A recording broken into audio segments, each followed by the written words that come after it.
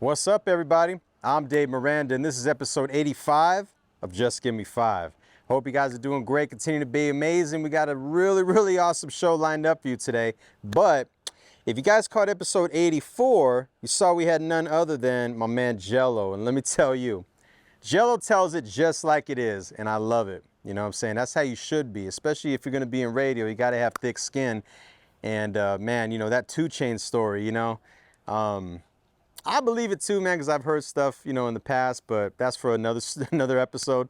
But man, just the way he handled it, I thought was so professional. And then, you know, him working with Mason Claus, you know, who was the individual who the show Martin was based off of, out in Detroit. You know, he was out there for a little while with him. Man, just so much he's done, man. You know, and just being in the industry out here and everything he's done, his random acts of kindness, you know, just looking out for the homeless and the unfortunate. It's beautiful, man. You know, he's just a really good individual, and we're really happy to have him on the show. So shout out to you, my brother, and make sure you guys watch episode 84. All right.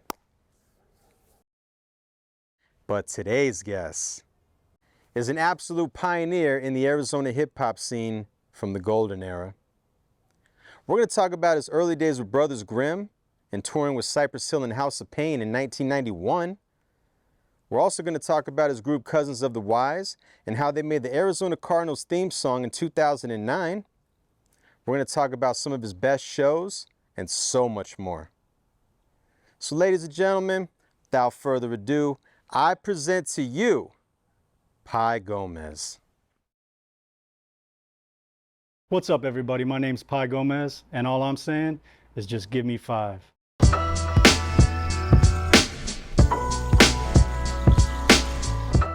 So I was born in '71 in Newark area of New Jersey.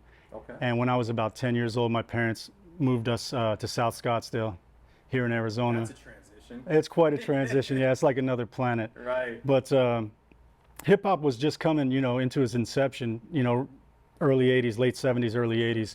And I was just catching wind of it as we were leaving the Newark area. Yeah. So now I'm on the other side of the country where it's kind of hard to get your hands on hip hop. Right. But I was lucky enough to, when I was 15 years old, I ran into a kid whose mom ran the Celebrity Theater box office. Oh, wow. All the hip hop shows were coming through Celebrity Theater at the time in the 80s. Right. And so we knew about the shows a week before. If we said yes, which we always said yes to every show coming through, we could sit in the front row, in the round, right on the stage. So I was lucky enough as a 15 to 18-year-old to see Eric B. and Rakim, LL, you know, Ice-T with Public Enemy, Big Daddy and De La. But so this is what really inspired me to get into writing. They were fresh. This is, I mean, we're talking 85 to 88. All these shows were coming through. I'm only a 15-year-old kid sitting front row at these shows. I think the craziest one I'd like to tell you all about is bought a ticket to see Heavy D and Salt and Pepper, right? That's what the ticket said. Wow. So I always got there early, and the openers were D30 Ice and NWA, 1987. I think it was their 3rd or 4th show. When you see the skating rink part in the movie, I think this show came in the same week, like 3 or 4. So I was blown away. Easy handed me the Dope Man single from the NWA and the Posse, and I took that home. So I mean, we're telling, like, they're not even on the ticket at the time. So like, so there's like 400 people in the place when they go on. They're the opening act, right? They got the Spencer's Gifts police lights, you know, like they couldn't even afford a year later they're selling out Veterans Memorial Coliseum. Wow. So I got to see them before I had ever heard of them. Everybody else apparently hadn't heard of them either, because they bought a ticket to see Heavy D and Salt and Pepper, and I was lucky enough to get there early enough to see NWA in the first week of them touring. I think this is what inspired me to become an MC, is just seeing who became my heroes. Yeah. I'd imagine at that point. Within, you know, where you and I are standing within 10 feet of one another, and I was just in awe of the whole experience.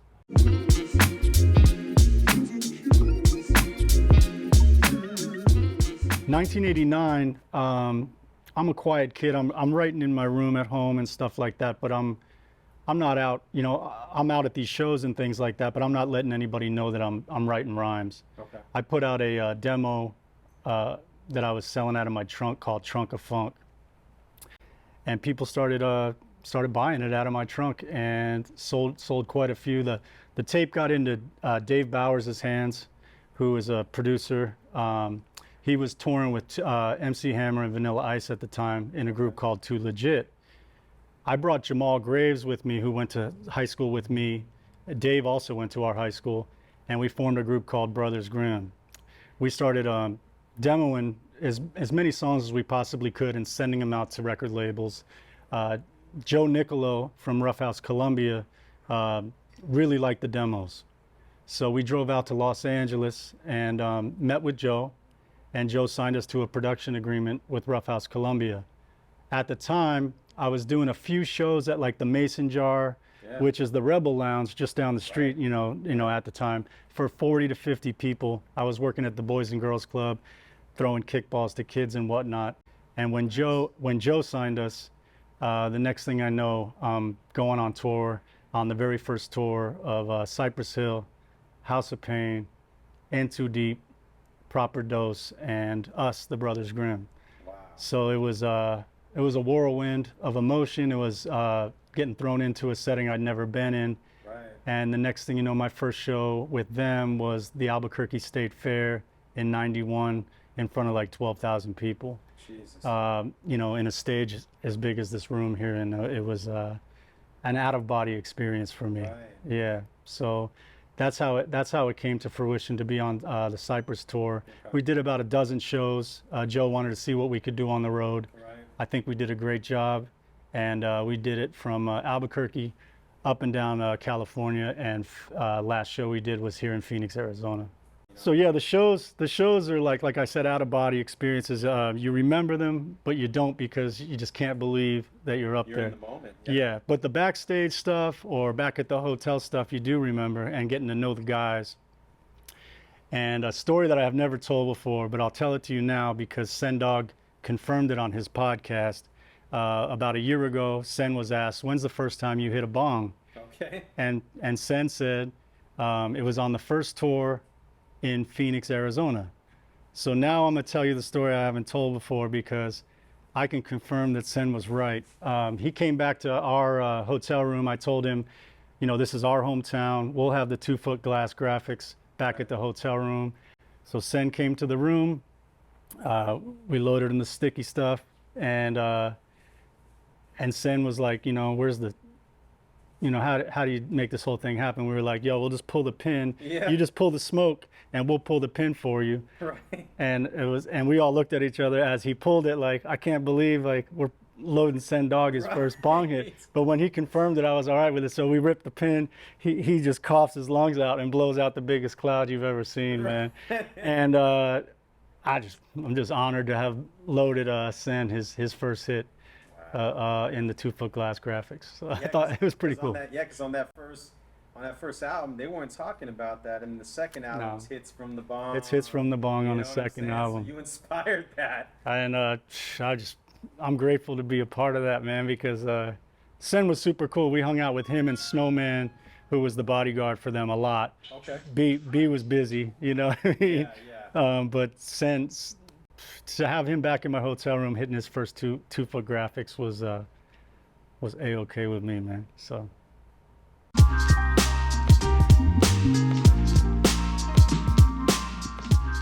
Okay, so yeah, it was amazing.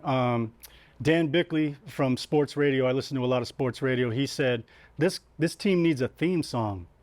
Pi, make it happen. And he knows I'm a listener. On Friday, my man Vargas Montecito from Golden Tongue made a beat. On Saturday, we recorded the vocals with Mr. Dinger. And on Sunday, DJ Needles laid the cuts.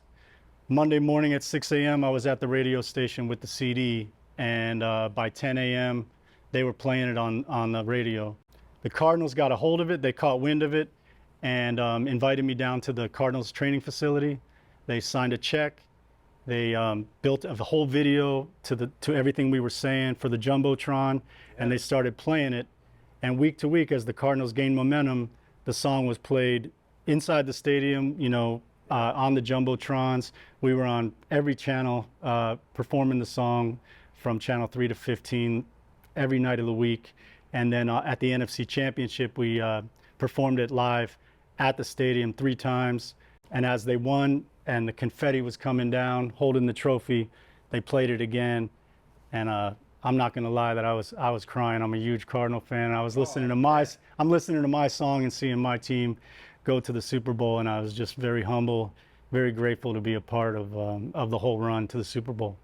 So I was in Cousins of the Wise, and I formed with some guys from Golden Tongue, which is another hip hop group, and we called it Golden Cousins because of the 2 names. Yeah, shout out to El Fadado. Shout out to El Fadado. He's a good friend of mine.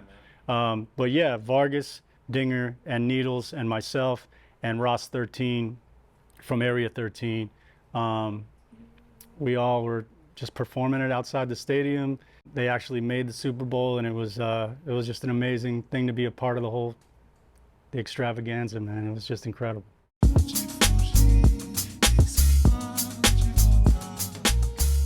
I would say there's been a lot of great shows, a lot of the TMC shows, but playing at Great America, the theme park in San Francisco, with LL Cool J and Roger and Zapp, when I was in Brothers Grimm with Jamal and Dave, that was an amazing show, playing in front of 22,000 people at an amphitheater.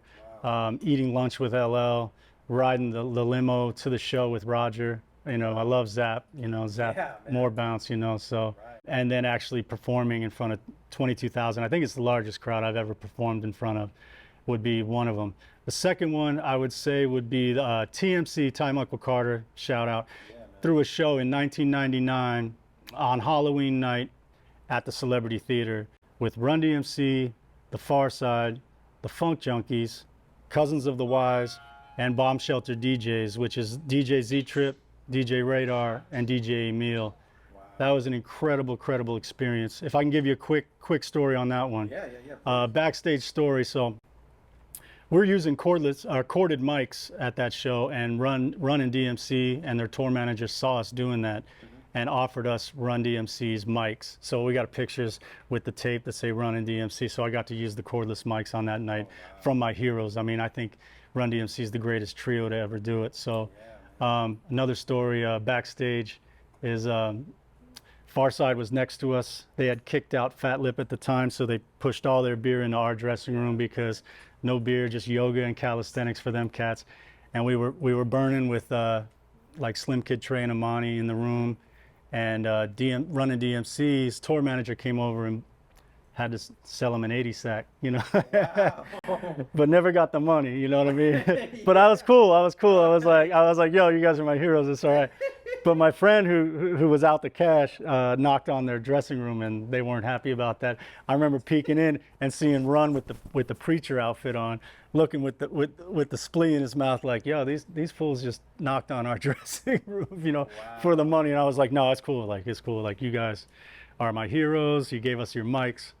So so anyway, that was exchange, right? So just to say I played with those guys and hanging out with Farside and stuff. It was super amazing. And that one was with Cousins. One more with Brothers Grimm would probably be the first show with Cypress. I would say the Albuquerque State Fair show was the first time I had ever played in front of more than 1,000 people. Never mind, 10,000. So it was an eye-opening experience for me. It gave me confidence that I could go there, you know what I mean, and play in front of a crowd that big. So nice. Those would be my 3 right there.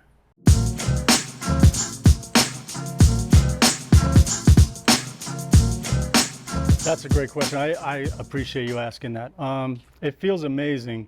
We all know that you don't get there by yourselves. It takes everybody to get to a level to where you want to follow your dreams, to have them come to fruition. So I'm very blessed. I'm very grateful. It humbles me, and just thank all the people that I've made music with, the friendships I've created throughout the time. I've worked with so many talented musicians, producers, people that book shows, all the fans. Like, I'm overwhelmed with generosity towards everybody that helped me get to this level and be able to just create memories.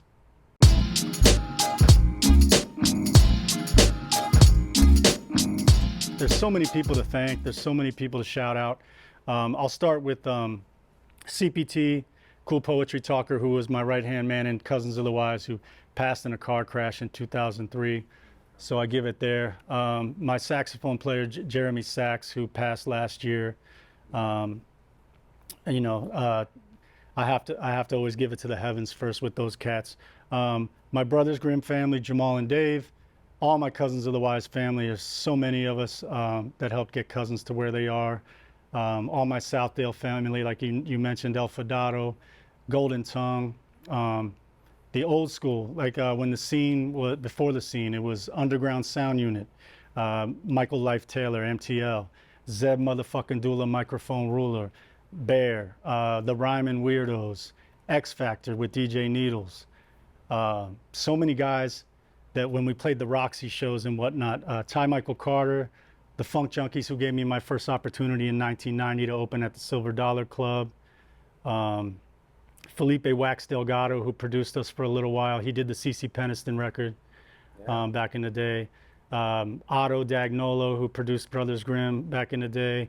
Larry from Mind's Eye Studios. There's so many people to thank and to shout out. My man Dump Fu, who works right here, just a legend and a brilliant artist. Brings the culture alive in this scene. I want to shout out this shop, man. I recommend everybody comes down here and sees this museum. This is a hip hop museum. It's a cathedral. There's so much to see. There's so much to you know, throw a little money at, because you can't walk in here without leaving with something. I want to thank you, Dave, for giving me an opportunity to tell a story of an unlikely kid who, you know, you wouldn't think a kid from South Scottsdale would have been able to have these opportunities. There's just so many people to thank, the fans, and everybody that helped me get there, you know. So yeah, the last thing I would ask you to do is the last album I put out was Octopi. Put it out about a year and a half ago. It's available on Spotify, Pandora, YouTube. Just look it up under Pi Gomez Octopi. I think you'll enjoy it. I try to bring it back all the way to the 90s. And that's about it. I think my time is up. I got my 5. Just give me 5. Thanks, y'all. And there you have it. Man, shout out to Pi Gomez, man. Pi, you are an absolute gem to this hip hop scene, man. I mean, to be doing, in 1991, I was 8 years old.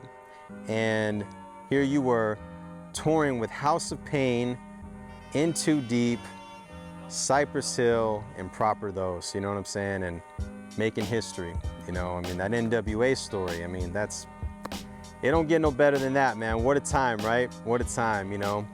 But, you know, this was a real treat, you know, and man, I can just wish you nothing but continued success in everything that you do in life, man. And thank you so much for being a part of the show.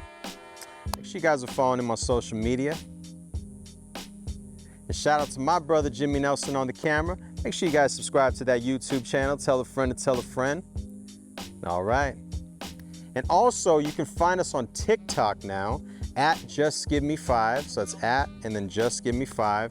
Our TikTok has been slightly rising up over the past few days. So, you know, give us a follow on there as well. Well, I hope you guys appreciated this episode, because I know I definitely did. And till next time, stay tuned, stay blessed, stay healthy, and just give me 5, y'all. Everything you get, you got the work.